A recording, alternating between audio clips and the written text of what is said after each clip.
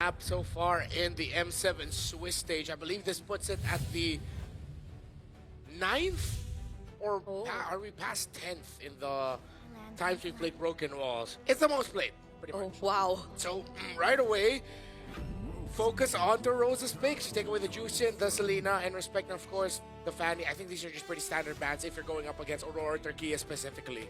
Yeah, so that leaves a lot of the jungle picks actually open, similar to the... Never mind the jungle picks, let's go. Yep, instantly. They know that Sora is up, so Valentina has to be locked in sooner rather than later. She's going to have a lot of different ultimates to work with. The question is, like we saw before, every time the Sora Valentina question comes up, do you overload her, or is she just going to commit every single time to picking up Sora's ult? I'm just surprised that the carry was already picked up here more than The Claude. Yeah. That was open. I guess it's also probably to counter out the Grok that was shown first pick by Aurora.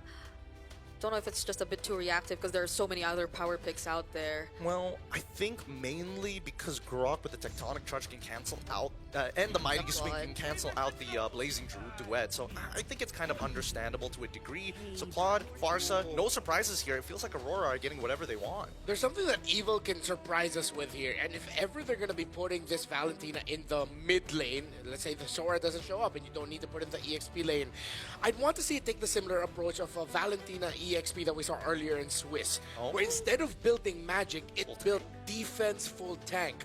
So what if they can find a way to pick up the Joy earlier, as we saw, put that in the jungle, your Valentina acts as sort of like another Grok on your side, because you'll have damage coming through the Sora that just comes in, so you don't really need the Valentina to dish out damage. You want it for its utility. So you get the utility of the Grok and damage through, if ever, a Joy in the jungle. Join the jungle. Could go Yishinshin if they want to really scale. Are any assassins viable right now? Maybe Hayabusa. There's an argument for Lance, but Grok makes it really difficult no matter what. Like, that's a guarantee. Yeah, it's going to be a bit tricky for him to pull that off. If ever Aurora doesn't ban it out, probably Hayabusa will really be the best option. There's just too much dive going on for, or at least range that you could expect from Aurora, at least now. So maybe they'd want to match that with an assassin. They ban out the Kalea first for Evil. That still leaves Powerful with a lot of other options if ever they wanted to. I think of the rumors that he can match. Joe is there in terms of matching the rotational speed and aggression. Hill has been sort of dipped out. I think Gata is Gata not Yeah, bad? he hasn't been touched. Yeah. He hasn't been touched the entire way. I think that Aurora more likely is going to ban it out, but then they have to worry about Cho too. So again, it's kind of pick your poison. The high loss is there too. If we're just talking about at least anticipating whatever Tianzi might pick up as well. Pilot got banned. Oh, yeah.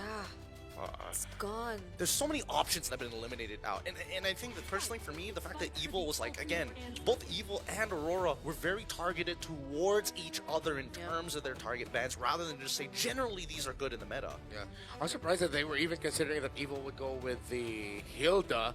I mean, considering there's a Claude in the Farsa, but I feel like I mean, Freya's up in those bans, so anything's possible. that's true. That's the realm we find ourselves in now. Yeah, I hate how scary it is just randomly. Oh yeah, I picked Claude. I picked Freya. Yeah. Maybe not now though, because there's a carry though. Yeah. I think we should say a little thank you to the Chinese server. They're the ones who started playing Freya, started introducing it to the rest of the world. That made us think about it. That's facts. And then That's now when facts. they revamp Freya, it's like, all right, here goes Freya. Gotcha, as expected, comes in here for Evil. No surprises there. No surprises there. I want to see what Aurora actually want to bring for the EXP lane, because it feels like as of right now, Arlet doesn't sound like a bad idea, but it needs to be paired up with a little bit more CC. I'm thinking Fredrin if it gets to it. But then you're going to clump up, and that's going to be a free engage for Sora, so they go Lance. Yeah, the Phobius is there too. If they just wanted to match the aggression, although, what other options are there, honestly? How do you feel about the glue? Glue, Ah. You know what? Maybe not. I am off of the glue only because it's really difficult to get the carry in the first place. And I think that Uranus makes a little bit more sense because then you can go in and out a lot more consistently without having to depend so heavily on your cooldowns. You know, I said Joy earlier. I still think it looks perfect for Evo to pick it up. Kinda. There is nothing stopping you other than the Grok. And a really well-timed stun from the Curse of the Crow from Farsa. Is Evo gonna go that route? I mean, with the Valentina in their hands, I don't think it sounds as much of a bad idea. So they have a bit more magic damage to expect. It's really, really tough to say because there's so many arguments that can be made here. But it looks like they can go for the Joy at the very end of it. So in terms of magic damage profile, they got true damage with a heavy focus on magic. So that's something that Aurora needs to keep in mind coming into this game for item build progressions. Yeah, item building, I feel like it's going to be something very important for these two. Oh, yeah. Their routes, how this Valentina is going to be played. It was already shown to us before that you can play full tank EXP against a Sora. What more now with a Sora, and there's a great ultimate that you can steal the scales well through your max HP and the Grok ability kit. So, interesting choices for Evil as they go up against Aurora, but I think because of it being a little bit more standard than what we're used to, I'm leaning a little bit more towards Aurora here. Yeah, I have nothing against those who draft uniquely, and I've said it earlier, but I feel like it's a much more comfortable draft that we're seeing right now from Aurora to pull off. Man, Brigadier, you are a lot more forgiving than I am because I am critical of these weird drafts. And I want to see whether or not it's going to work because we're testing some limits here to show what the meta is all about. And I think right now, Aurora's draft is looking pretty decent. Right now, it's that tech charge, like Renmar mentioned. It's such an important spell, and if it can get at least more than 2 members, it's more than worth it. Ooh. So they got to delay the minion waves again, but Evil, that will not stop them from actually clearing the waves first. They dive, or they actually... What? Yep, they're trying to just open up the map, right? Getting some early trades, forcing Sayla to flicker because he knows he doesn't have this dash and he sees TNZ coming by. This is exactly what they want to do. Aurora planned for the Little Wanderer. Yeah. Look at all that control and Prio, Pagu, and Rosa are getting. Powerful and Sailor are getting bullied in the center of the map right now. Oh, what? That's dangerous. What? Yeah. What? As much as they wanted to try, you know, but why? Oh no. No, don't tell me. I mean, Rosa is already out of there. Revitalize is already through. What is happening? What? Stop it! pretty shaky duels. And Ziggy Boom now even he wants a part of Wait, it. no one's recalling it. No one's recalling. No, you can't. The wave is already here. Yeah. Nobody wants Oh to my back God. down. And now Sayla, does he lose any EXP? 0 EXP Yeah. lost. Okay. Good composure that he was able to stick around and not lose any of the minion waves. But that was wild, bro. That was really wild. Why did Powerful wanna try and go for the taunt in that particular way, right? Some HP back. Like, I don't know. I feel like he could have just like walked up, and if he happens to be like point blank range, then you do it, you know? It was okay. Now we're talking. They're putting Powerful in his place. They're like, no, you don't get to walk up to us just like that. Lunar still hasn't hit level 4 as the very first turtle has already spawned, and Aurora, first team to get on top of it. Did Powerful ever recall yet? Nope. Still walking around. Never left. Oh, it didn't reset. Oh, interesting angle. Aether still holding on strong. Whoa. Looking really good. Now in the lightning form immediately. Trying to get back out of the electrifying beats is gone. Whoa. As Rosa's looking for an opportunity. Gear able to find one. Mighty swing into the auto. Lunar with the Ionic Edge able to find Gear. Now Sayla can't seem to run away from this tough position he is currently in. Too high are the cooldowns and Lunar gets a double. Might have been worth it earlier with that turtle steal and kill onto TNZ, but I think Aurora Gaming have actually balanced it out somehow. Wait, Siggy. Whoa! Yo, I get the idea from Sigubu, but I think he miscalculated how long that ult actually lasts, carry. It's always fun to see a carry and a Cloud duel it out real quick, although I am still on the fence about seeing them all the damn time. By the way, Realme 15 Pro 5G, our official gaming phone, you saw it there on the hand cam. As Evil and Aurora still trying to jockey for a better position to get a lead. Maybe taking down Pagu here might be the thing for Evil, but Pagu will just easily walk away. Unironically, despite the weird movements we've seen on the map, it goes for both of these teams, right? They're trying to play a very standard game. They're looking for those weak points before they can snap the joints. Yeah, and it's not like we've seen any major plays just yet. It's as if there are attempts, but both teams are just quick to disengage whenever they feel like it's not going to be favorable enough for them. But down bottom, Vincence's But there might be rotation. Yeah, they know something is wrong here. Mid lane is missing. They only see Pagu so far without anything like a feathered airstrike or any signal to give against them. Tech charge. Pagu sets it up perfectly. What a instantaneous play.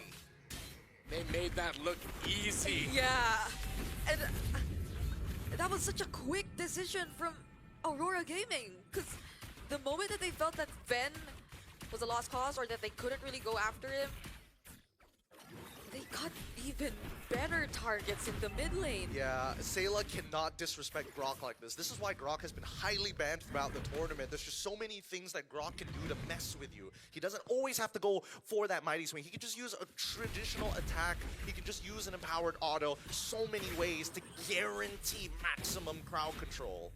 Crozier Scythe now built up here for Ven. Boom, if I'm not mistaken, also just did run the DHS. Second turtle of the game. The broken walls allowing Aether to get a more comfortable position against these members of Aurora, specifically that Grok.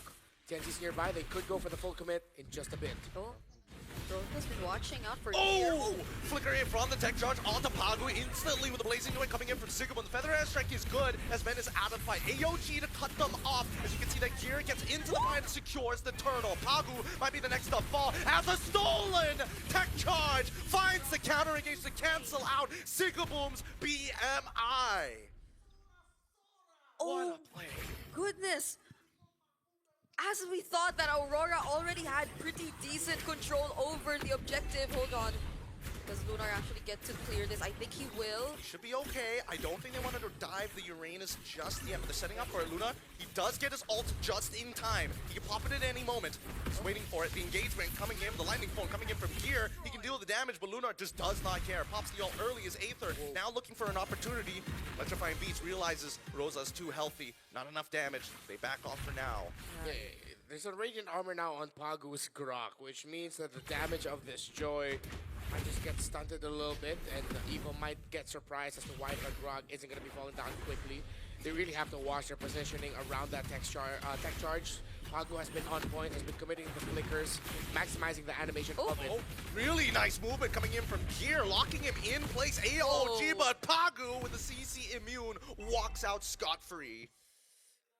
Great movements we're seeing from Aurora. Even though Evil were really decisive in trying to get that kill, they weren't able to get anything out of it. I'm liking the aggression that we're seeing from them. Even though Aurora Gaming are the ones leading in terms of kills, they're the ones who are actually constantly able to steal away the necessary objectives. They're the ones able to convert things so far, taking a turret off of Aurora and potentially might even go for another one here up top, unless Aurora actually are the ones to start things off. But they will play it safe. What a position that they were in. They could have easily just jumped on to Powerful, but they don't want the counter engage coming in from Evil just yet, right? As we see Ven now baited into a fight that he cannot win. Luckily, the spin light wheel is able to catch two. Buys time as Pagu is going to go right onto Ven. Even Lunar as well with the Ion Catch finds it with the help of Pagu. Good stuff coming in from Aurora. Great late entries by Pagu. Again, tech charge on point. Not the big team set, but at the end of the day, it's a kill onto the gold laner. Aether already started off the turtle earlier. Gear and Powerful are here. Can Aether get a kill? Oh, Rosa, wings by wings. Electrifying Beat's going to be popped a little late here on purpose. Waiting for the opportunity for a feathered airstrike. TNT is able to secure it. Oh, the engage coming in from Gear, almost good. Didn't catch two. Double flickers were committed, though. As Aurora Gaming walk away, they at least get the turtle. Yep, first objective that goes over to Aurora Gaming, and I don't think they really wanted to look for a fight after that. Tianzi just resumed jungling and did not decide to join in the mid lane. So Aurora were just playing it or keeping it safe after getting what they needed, and maybe now's the time they could just join together, include Sigibum in their rotations, and have enough damage to deal with Evil. I think that Evil, especially Powerful, now that he's got the Pauldron already purchased, he's gonna need a little bit of anti-heal. Everybody avoiding the anti-heal like it's the plague. No Dom Ices, no glowing wands as well. Things might start looking different once they have them locked in. I think he decided to rush the Chastise spawn, didn't really think about the Claude. But the Dom Ice should be coming in just a bit for that God to Tacho, while the Valentina, that will be the second item it will build. don't think they're going to be able to get the anti-heal in time. Good engagement coming in from Gear, but faster movements coming in from Lunar. Single sidestep was all he needed. As the waves are now getting pushed and pulled consistently, Aurora Gaming is taking advantage of the whole situation, right? They're probably waiting for the Trinity to come in for Sigiboom before actually trying to look for a fight, so that they're a bit more confident in terms of the damage output that they'll be able to provide, because I think he's lacking just one more before actually completing it. Oh, wait! Oh! Blazing Duet already coming out towards Aether's side, electrifying beats by Spy. Sigiboom flickers forward! With the help of Rosa, they secure it! That's Aether down! What a catch! Pretty interesting. I like the way that Sigiboom plays, but now Lunar has opened up the entire map, knowing the Gear is alone. Sigiboom gets free auto attacks, but he backs off. There's no reason to fight. 10 seconds until the Lord. It looked like Aether was baited into that, not realizing the state of the map, and in the end, it would be him falling down. 1,500 gold lead here for Aurora Gaming, and this is just as Aurora as he could get with his performance. Great condition, all the conditions checked. Oh my goodness, how much damage is he doing to Ven? And now Ven popping the ult as well, wants to take Lunar out, but doesn't have enough damage. Holy Crystal already purchased by Aether as they fight for position over this Lord. That looked like such a perfect time to use the tech charge, but no one from Aurora was ready to fight just yet. But now Evil are forced under their turrets. They don't have they do have an idea that Powerful's here. Oh no! And they catch him. Powerful uses tries to use the AOG, can't get it! He gets CC time and time again as Gears look for a counter engagement of his own. Maybe anti-CC, but still, they're just waiting it out. They're bleeding them dry, and Aurora wait out the abilities, wait out the timers for a no contest on the Lord. Here comes Aether onto Rosa, electrifying beats as well, cancel out, can't get over the wall. How could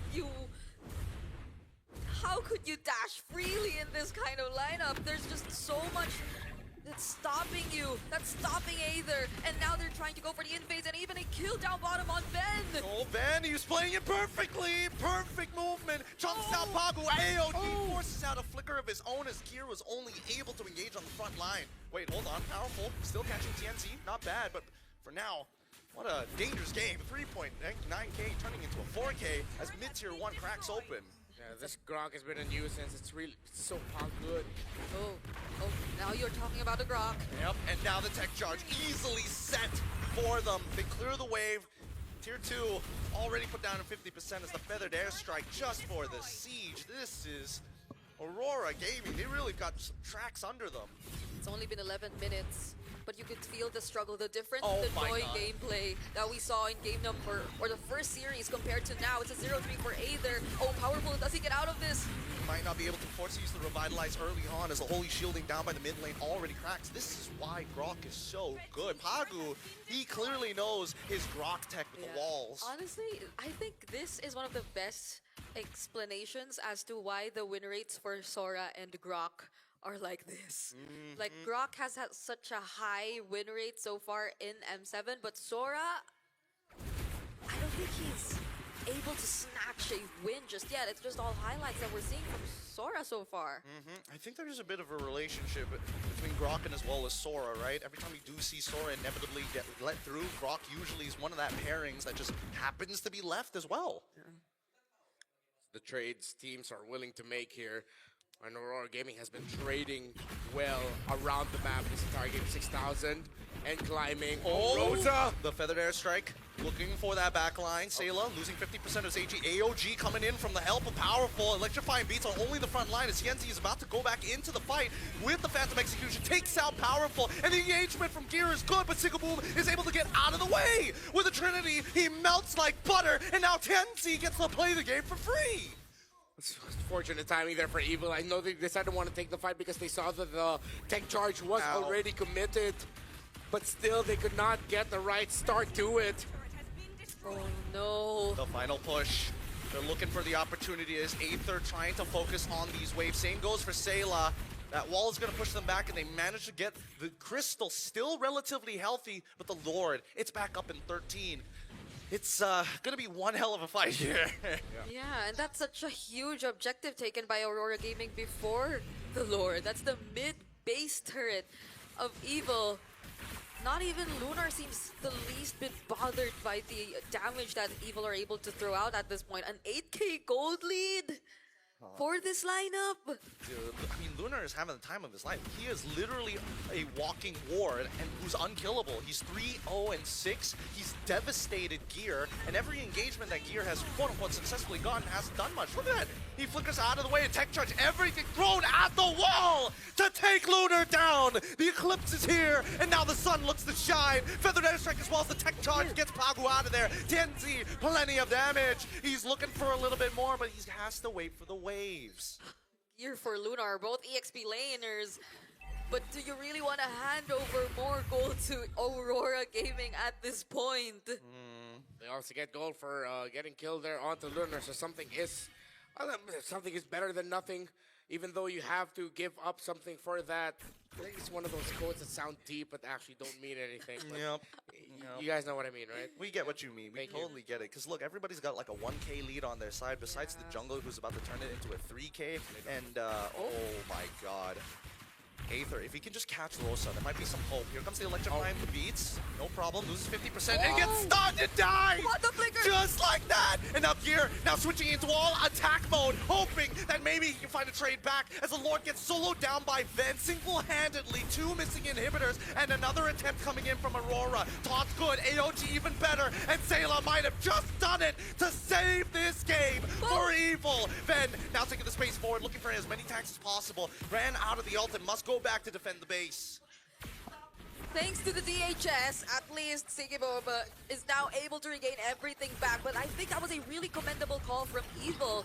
Them deciding to actually pursue Rosa, it may have been a bit unsuccessful in the beginning, but they were able to finish it off, and that already meant so much for them. Because then, Ven was able to focus down on at least just clearing the Lord for now. And it's not like they were completely unprepared if ever Aurora wanted to still proceed with the fight. You saw that IMU wild charge, or tech charge from Sayla, and that forced out so much from Aurora Gaming. Even the flicker from Sigibum, which I think he barely touched this entire game.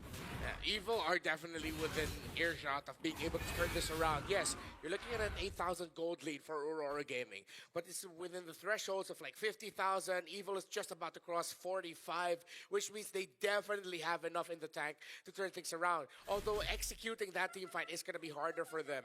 One of the biggest things they need to deal with, again, is that Farsa. They take that Farsa out, and that's just one step. You have to wait for Pagu's tech charge. You have to wait for Sigiboom and have an answer ready for you. The good thing is there is already a blade armor on that Gatot Kacha, and there are items set for that Joy. We have felt the damage and seen it. Divine Glaive on this Valentina as well. It's going to be one of the main ways they come back into it. Now, even more so, an additional item for Ven. He gets the Malefic Gun.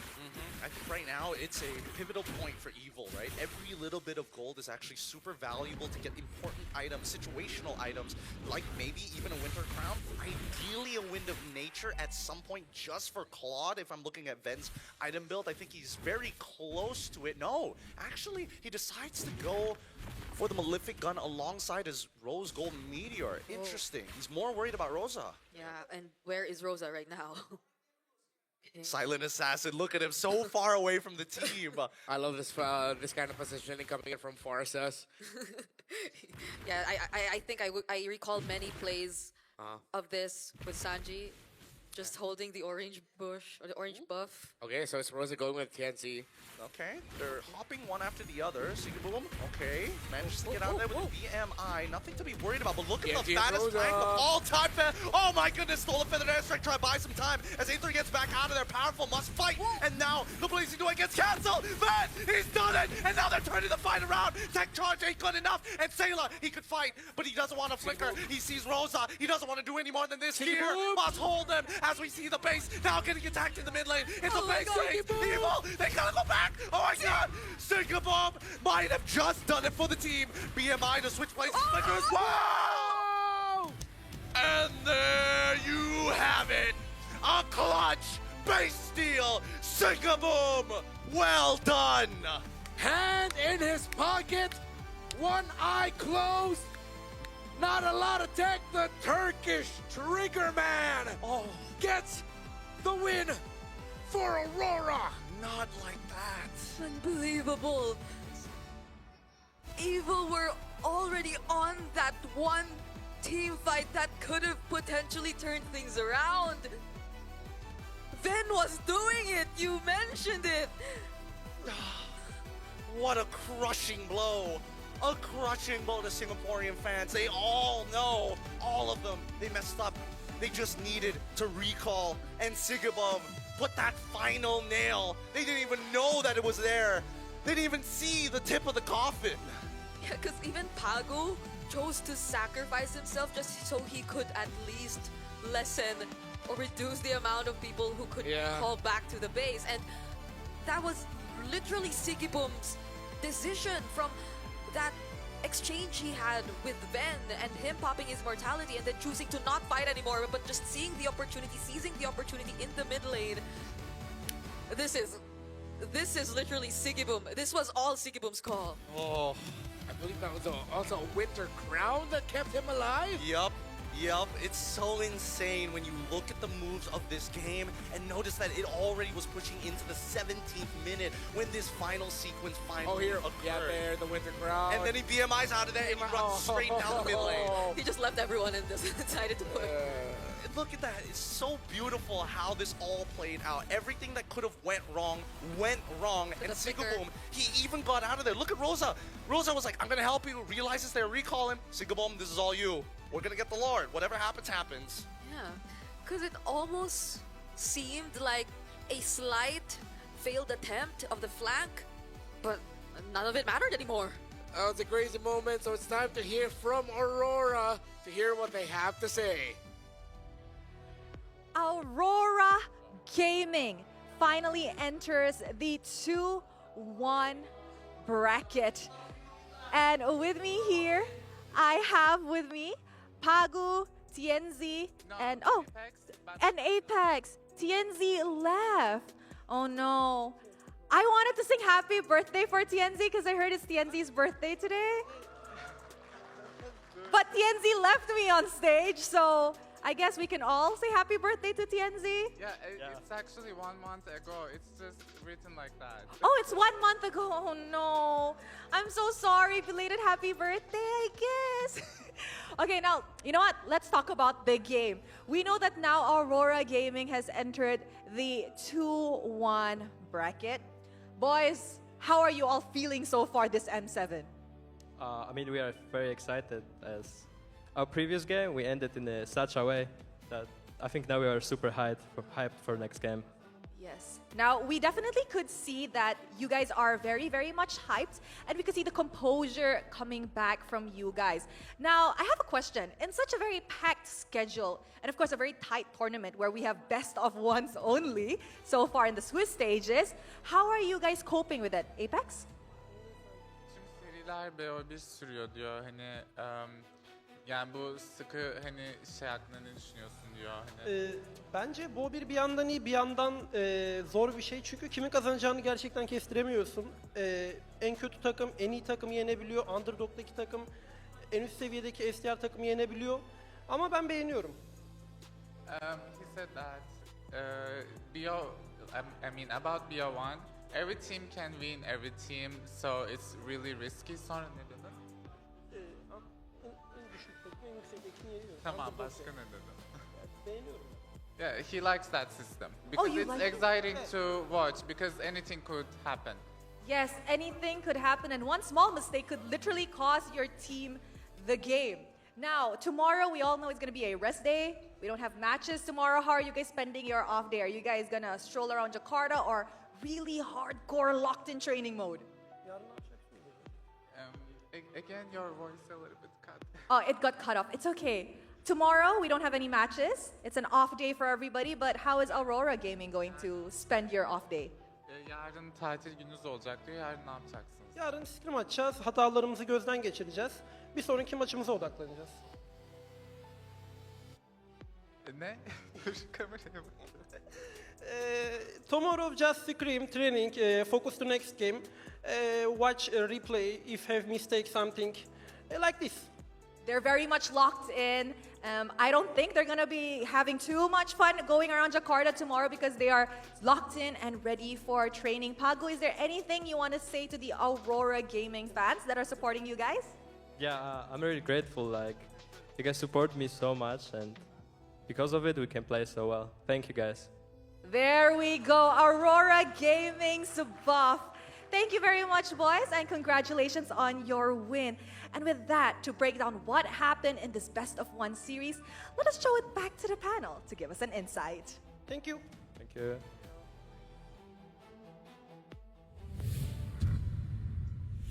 It's great to hear from Aurora Gaming, of course, showing their love for all their supporters, keeping them going, their families as well, and they're locked in.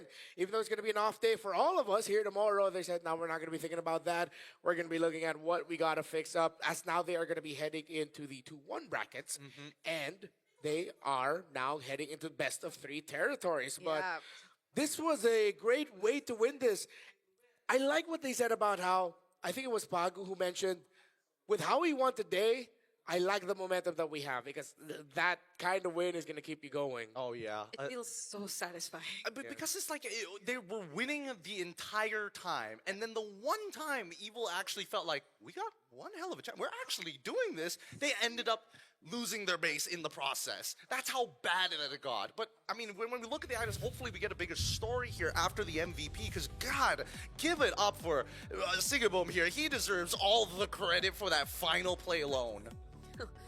Even that sequence he showed us when he was trying to accomplish the base siege all by himself. Because yes, Rosa was around the area, but majority of it was really just him. He was just targeting it. He used the BMI and then the flicker. All those decisions that came into play moments before that and even during that were really just so commendable. And this is why we also talked about Sigeboom being such a star player, being such a highlight. And after and despite everything that he's been through, so it's not moving, so never mind. So here we go again, looking at the highlights of this entire game. I think you would agree that it has been majority Aurora controlling the game. There were moments, especially in the beginning, wherein we thought that there could have been a lot more punishable plays from Evil, but I think they were able to somehow carry it out nonetheless, much to a point wherein we thought that there could have been an opportunity for them to eventually turn things around. But there was just multiple attempts like this from Gear. He was using the Stormbind, but there wasn't enough follow-up, and there were just a bit too much displacement skills that were also readily available for Aurora, so they could just reposition themselves out of it after that. And I feel like Aurora in this game have read the map so well that even when Evil were trying to look for opportunities, similar to what we saw just now in down bottom when they tried to pick off Lunar, they were actually working on other things. And that was something Evil probably did not entirely anticipate. Now this, I feel, was the flank that we were talking about. Rosa and Tianzi clearly coming in from behind. Yep. If we were to look at it closely, it didn't feel as if it was entirely working in their favor. Pago was bursted down and Ven was already finding the right targets. But that switch up from Sigeboom and his decision to just walk away from everything, Gear sensed it. He actually followed them. Yeah. Followed Rosa, followed Sigeboom, but then only Aether and Ven were able to recall, and it wasn't enough. He was already able to bring the base down to half HP by the time they were able to recall and come back. And again, even that, I think we have to give it to Pagu for also not letting any other players get to follow up. For sure. For the moment, it was Sigeboom's moment. For majority of the game, it was Pagu's control. His play on this Grok really kept Evil in check. Genuinely disgusting. 4 times we see that Aether actually gets caught out in the middle of the electrifying beats. Who set it up? Pagu. Every single time. And it's crazy how much he got away with in this game. Obviously, I'm looking back into the old days because I'm an older man at this point. Because Apex 47 did very similar things. And Pagu is coming in, not only doing Apex 47 tech, but showing that there is more to Grok than what you can see with the naked eye. I don't think also in the end there, it wasn't intentional that Pagu drew attention away from the members of Evil going back. It looked like they just saw a low Grok and said, yeah, let's just kill this guy. Wait, our base? Our base? What happened to our base? I feel like Evil, I get the frustration. Yes, it hurts to get split push like that, but I think they also knew that it was, in a way, their fault that happened. They spent too long reading the situation. They saw the waves crashing in. They knew where Sigeboom was heading. There was a good 2 seconds where they stood there as if playing for positioning, and then they decided, let's go for the Gronk. I And then let's recall to go home. I mean, I guess you can't entirely blame them. The momentum was there. They were winning the fight.